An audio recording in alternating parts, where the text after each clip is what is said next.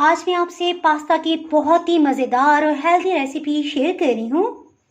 ये रेसिपी मुकम्मल देखिएगा, कहीं से भी स्किप ना कीजिएगा ताकि कोई भी अहम पॉइंट आपसे मिस ना होने पाए।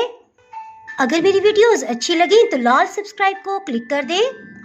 साथ में ये जो बेल का आइकॉन है इसको क्लिक कर दें। इसको क्लिक करने से आपको मेरी हर नई वीडियो का नोटिफिकेशन सबसे पहले फ्री में मिलेगा। बिस्मिल्लाहिर्रहमानिर्रहीम जी, रेसिपी को स्टार्ट करते हैं। आधा कप सफ़ेद चने लेंगे। इन्हें 3-4 पानियों में अच्छी तरह से धो के भिगो देंगे। चनों को उबालने के लिए तकरीबन 1.5 लीटर पानी एक पैन में शामिल कर देंगे। चनों को पानी में भिगोए हुए तकरीबन 3 घंटे गुजर चुके हैं। हीट को मीडियम लो रखा हुआ है। चने अच्छी तरह से गल गए हैं, इसको इन्हें ड्रेन कर लेंगे। ये देखिए, इन्हें इस तरह से बिल्कुल नरम होना चाहिए। इस रेसिपी के लिए मुट्ठी भर के हरी प्याज लेंगे। सफ़ेद हिस्से के साथ साथ हम हरे हिस्से को भी इस्तेमाल करेंगे, लेकिन कटिंग इनको अलग अलग करेंगे। चलें जी, प्याज तो कटिंग हो गया, इसके साथ ही हीट को ऑन कर लेते हैं।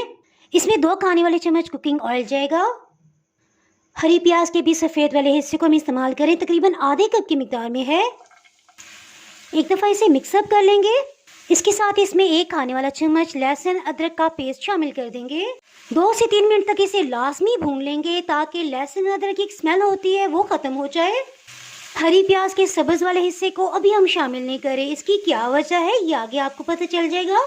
इसमें बस 2 ही चीज़ें बहुत अहम है। एक तो हमने ऑयल का मिकदार में डाला है, और सेकेंड, जैसे ही इस पर लाइट गोल्डन सा कलर आने लग जाएगा, इसके साथ ही इसमें उबले हुए चनों को शामिल कर देंगे।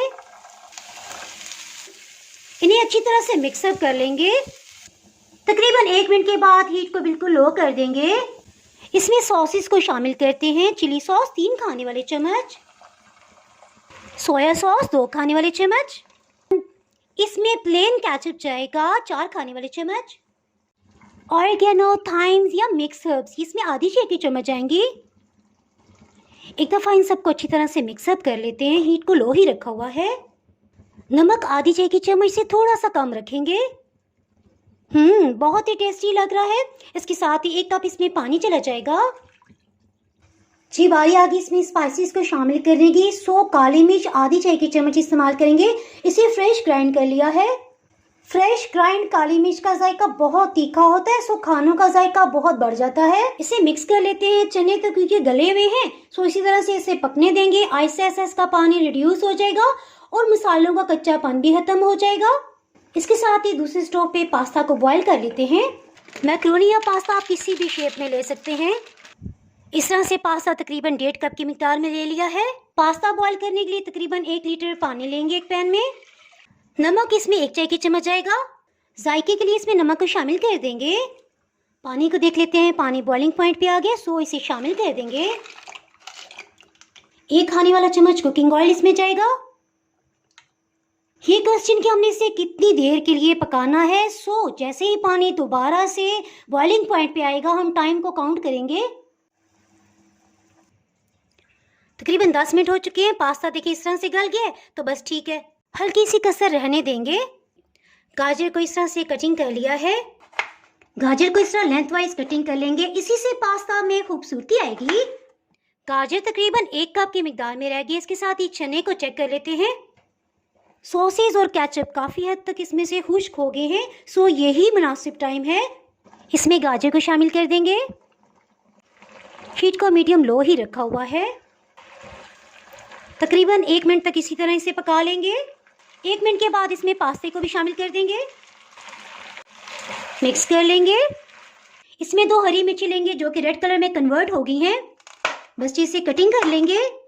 ये देखें, अभी सॉसेज और केचप की हल्की हल्की सी ग्रेवी है, सो मज़ीद जायके को बढ़ाने के लिए इसमें मिर्चों को शामिल कर देंगे।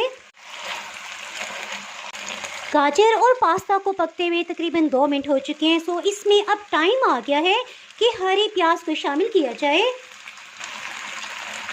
सब्जियों को इसीलिए हमने लास्ट में शामिल किया था ताकि इनका अच्छा सा जायका और कलर बरकरार रहे। इसके साथ ही हीट को ऑफ कर देंगे। पास्ता को डिश आउट कर लेते हैं। इसके साथ ही जनाब, अगर आप मेरे चैनल पे नए हैं और चैनल को अभी तक सब्सक्राइब नहीं किया तो फटाफट से सब्सक्राइब कर दें। बेल आइकन प्रेस करना बहुत ही ज़रूरी है, इसके बगैर आपको मेरी नई अपलोड होने वाली वीडियो का नोटिफिकेशन नहीं मिल पाएगा। दुआओं में याद रखें, वीडियो लाइक और शेयर करना बिल्कुल भी ना भूलिएगा। इसके साथ ही मैं इजाज़त चाहती हूँ। अल्लाह हाफिज़।